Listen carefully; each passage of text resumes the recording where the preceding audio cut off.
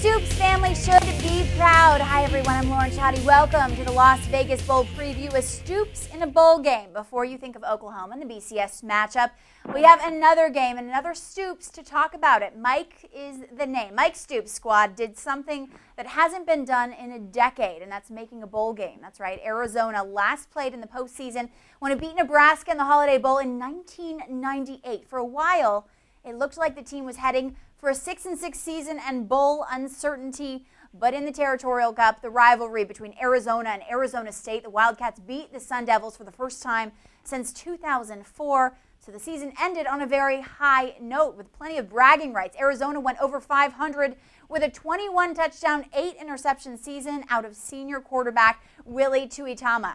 And a 1,000-yard, 12-touchdown performance from Nick Grisby. Facing Arizona will be BYU. While the Wildcats may be happy just to be in Vegas, the Cougars finished the season 10-2. The only losses, you ask, Utah and TCU. The tough Mountain West schedule stood in the way of BCS dreams.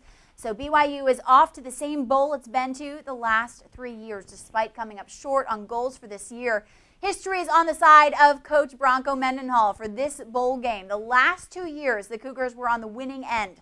Max Hall may also come out motivated. He probably wants to get his 5-interception loss to Utah out of his head. I can't imagine why. If the Cougars want to get to their third straight 11-win season, the junior will hope to add on to his 34 touchdown passes of the season. And we hope to bring Dennis Dodd aboard now to answer our questions. Dennis, BYU survived the tough Mountain West this year to finish 17th in the AP poll. Plenty to be proud about, but they feel they came up short this year. Yeah, I think this is a contradiction of a team. It was part of that Pac-10 overthrow by the Mountain West this season. If you remember, BYU beat UCLA 59-0 in September.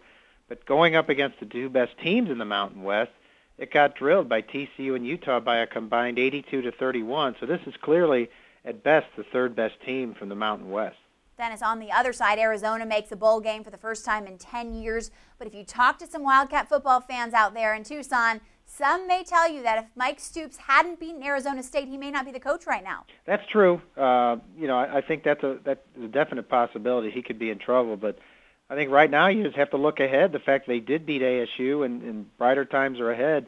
I'll tell you, they're jacked in Tucson. First bowl game in 10 years.